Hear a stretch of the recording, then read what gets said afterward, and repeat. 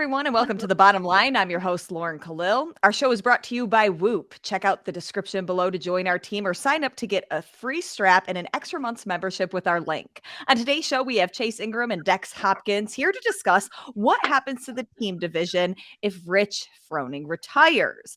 Each year, it's not really a question whether Mayhem Freedom will win the games, but the question is by how much.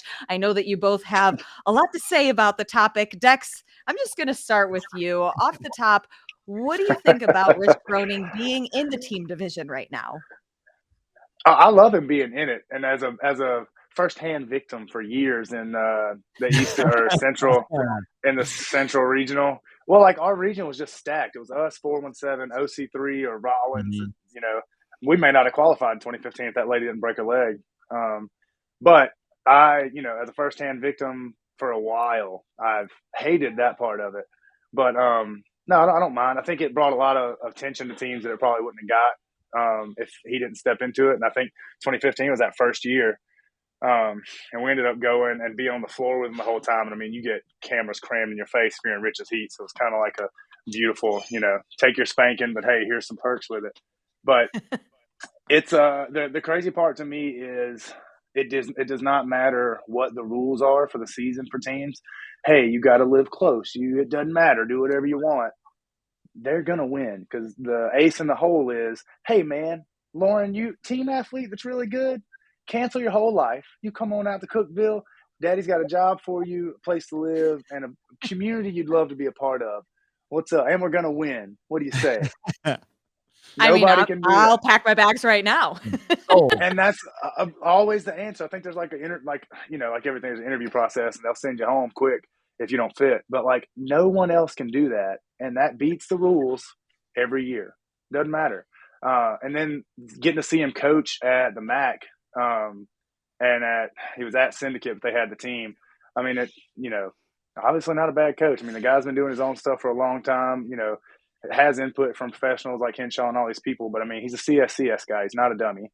And you can't match the experience or the kind of level he's done it at, and he's able to articulate that to other people. And I watched him do it at MAC, and so it's very, in his own way, and the people he deals with are really receptive to it. So I don't, him stepping out and stepping into a coaching role, maybe full time for teams, is also terrifying. But it'll be cool to see him in a new space. But I won't be if I was still competing in teams, wouldn't be sad to see him go because that frees up something in 1 to 5. Maybe it just scoots the other two teams up, and now it's just the same stuff, just a different book. But Chase, do you think that the team division becomes more interesting or less interesting when Froning retires? I still think it's very interesting. Obviously, we talk about Mayhem, especially after Andrea and Taylor got there. It was like, like you can roll out a goat for their second male, and they're going to win the CrossFit Games. Like it doesn't really matter.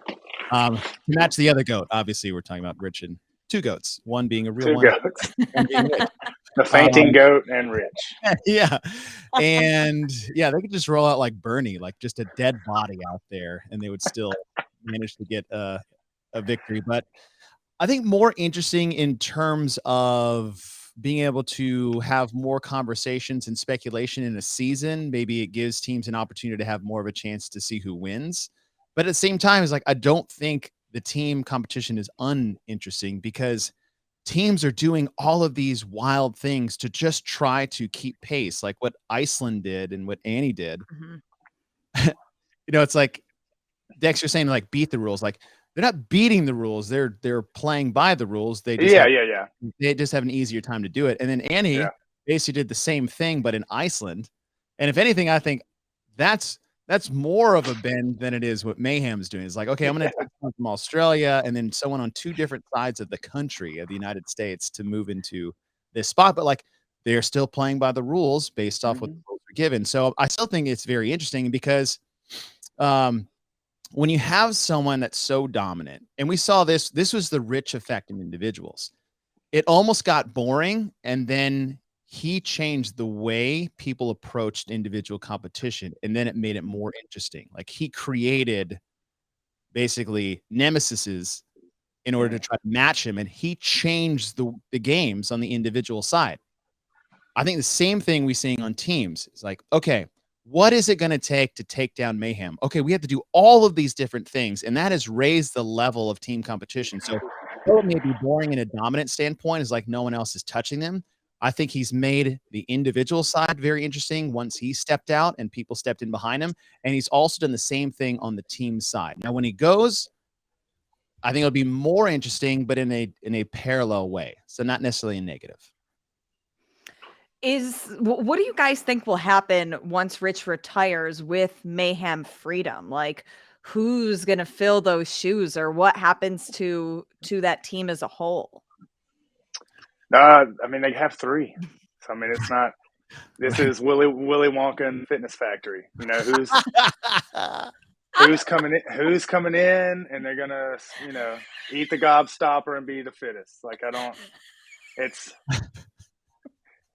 Well, I mean, it's true, and like that. You're Yeah, great, so that's what I was getting at is they do play within the rules, and I've appreciated that they make it right, Mm. and yeah, I think Chase is right. You know, all the boats rise with the water for sure. But yeah, seeing all I mean, there's so many rabbit holes so deep, man. They have 1 million tracks for Mayhem Athlete. He has a hand in a lot of that. And, you know, Tasia works with them. I don't know who writes all that programming. I think the What's Rich Doing's that's actually what he comes and scribbles on the board every day. But yeah, man, that's what I think it is. It's going to turn into one of those camps. And I, like, as a team sport person that came into this and loved teams for so long, it would be awesome to me. And I told Justin Kotler the same thing. Like, I shook his hand. I was like, the kind of psychopath you are, I appreciate. Like, the emotional investment you have. And it's because they're all around each other every day, and there's this big connection. It's the same thing at Mayhem, just a different brand of it. Matt Torres has the same thing in Florida, and that's only going to get bigger because, I mean, they just had them showed out. I mean, they're almost batting 1,000 for if James, you know, sniffing it with James, and he'll have a breakthrough next year, I'm pretty sure. Emma Carey's in there if she's not injured.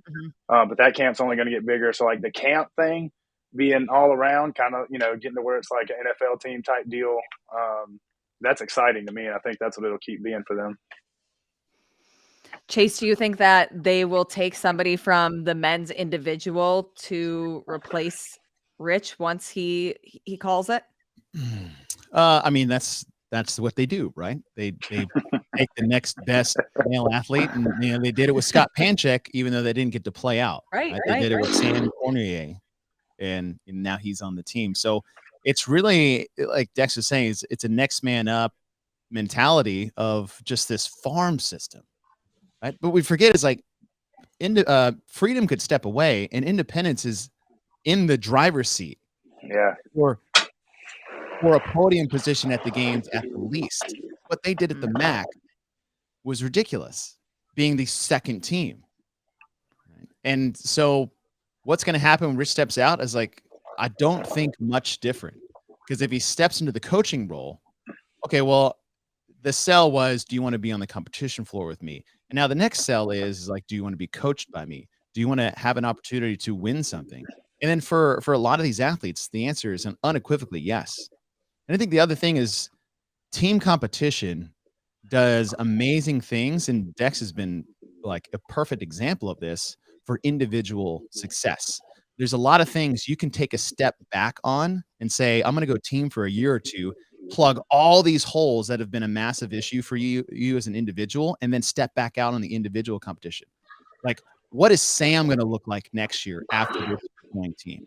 You already know what he looked like prior to. And there's something in a team setting. Like, what is Annie going to look like next year? It's crazy because she didn't have to beat the crap out of herself just to try to not beat Tia Toomey at the games.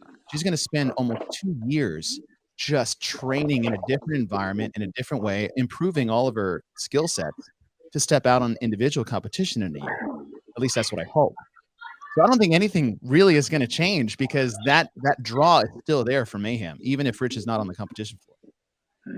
So then do you guys think that regardless if Rich retires next year or in 2-3 years, that there will still be a Mayhem team at the top of the podium? Or do you guys think that it's really up for grabs for any other team to show that they can now be the dominant team in the teams division? I think there's more wiggle room for sure. Because, I mean, like Chase is talking about, you list that roster off, and I've seen the girls on different teams be dragged the wagon just as much, right? Like OC3 had, some guys they were good in some spots, but they, I think it's always you go as the girls go. But when you have those two cyborgs with Rich Cormier or whoever else, insert whoever, like nobody has that where like they're going to probably beat some dudes on some lifts, especially like team guys like Chase was talking about. Like you can come through with a big hole. Yeah, it's dude. But then they also are crazy fit. Like, so that's the more exciting part to me, quote, is that it can shuffle a lot and it's not a foregone conclusion. Everybody's in a race for second. So I think that's cool. But like I said, there are other Mayhem teams, and the one Luke and Alexis team look great. And then the cool part of that, just kind of foreshadowing if all this stuff goes down and he calls it quits. He was on the rail the whole time. Luke was like, 300. He's like, no, 290. Smokes it. They win. And that was the theme the whole weekend. It's easy on the lift. But in the back, I mean, as just a kind of a unit, man, they got the corner, all the bodywork guys, Rich, whoever else is there to coach. I mean, it is Lockhart. I mean, it's a real thing back there, and he looked like he was really enjoying it. Like being on the fence, he was just as crazy. There's a video of Tyler Christoffel. I mean, they had a ton of athletes. Video of him hitting a jerk, Rich losing it in the background. Like, and that, it's awesome to see for me. So, I mean, it'll open up the shuffle, but I mean, him coaching, man, I mean, it's going to, and just like Jay said, the draw, everybody wants to come. I mean, it's the same thing as like somebody trying to move to Vermont. Nobody's going to say no to you. Like to come under that wing, you'd be still. You mean you said you were one of the best to ever do it and change the whole game? No thanks. Yeah, that's just not the end of that conversation ever.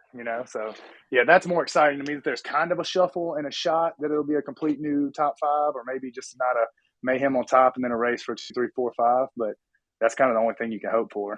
Yeah. Chase, what do you think about that? For me, it's funny is like what happens to team division if Rich retires. No disrespect to Rich Froning at all. But if Andrea and Taylor are gone, that's the real question. That is true. That is a good.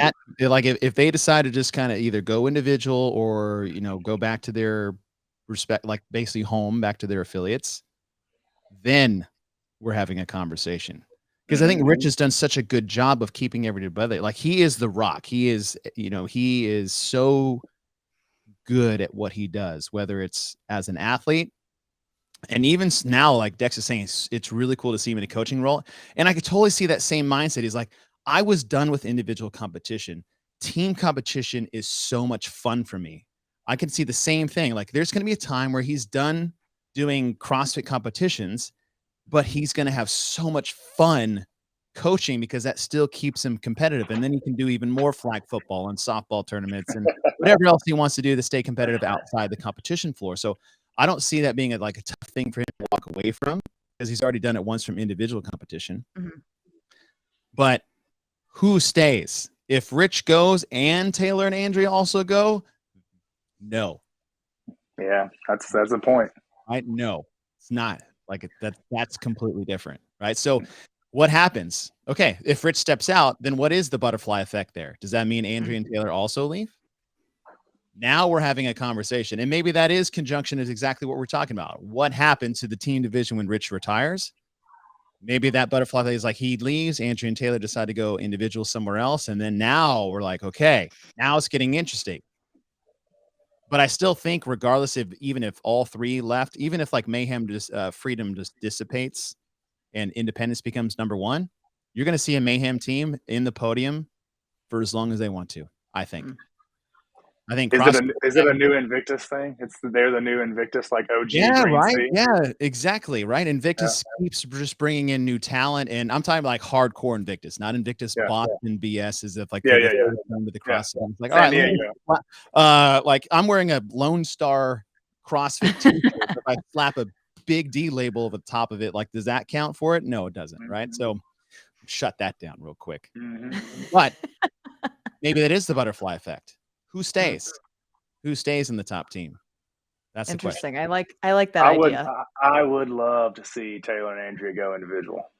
Yes. Like just the weapon you are. So much better individually because of the okay. This is getting off topic, but The reason why Tia Claire to me is so freaking good is because she's not bad at anything. So she doesn't have to sacrifice any of her training time to work on a weakness that takes away from a strength, where every other individual has that problem, right? Haley has to focus so much on strength, she's going to lose her top end ability on what she's best at. The same with Laura Horvath on handstand push-ups, right? She has to sacrifice something to get better at something else. The girls on the team, or anyone on the team, guys, girls alike, don't have to sacrifice anything because they're still going to be great on the team, which means they get to train those weaknesses for years and get so much better as individuals. Like Rich right now is probably the best he's ever been physically, individually.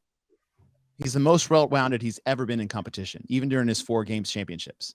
And you hear Henshaw say that, and you're like, no way, but that Yeah. logic makes sense, Right. dude. Like you're talking about the dude that walked on triple threes on his 4th and final, right? And now they win the swim and run events. Oh, exactly. Like, Rich is the fittest he's ever been.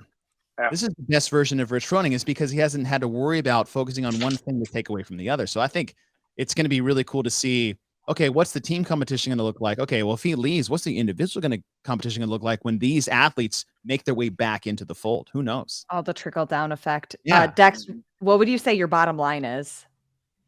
Bottom line, when he leaves, I think it is more a passing of the torch than a kind of vacating the throne. There'll be some room for shuffle, but I enjoyed seeing him in a coach's role just because I get to do both, athlete and coach, and being emotionally invested in it, like he was, like all these guys in their camps are. It was cool to see, and to see him come out of doing the individual at a high level into the teams, do it at a high level, and now try to do the coaching at a high level, and that be the thing. Is super exciting for me, and it'll just make the team race a lot more. There's a lot more question marks, I would hope, but I mean, at the end of the day, I think if, like Chase is saying, if people stay and it still isn't attractive a camp to be coached by Rich versus coming to compete with Rich, then I don't see them stepping out of the top 5 for a long time. Chase, what's your bottom line?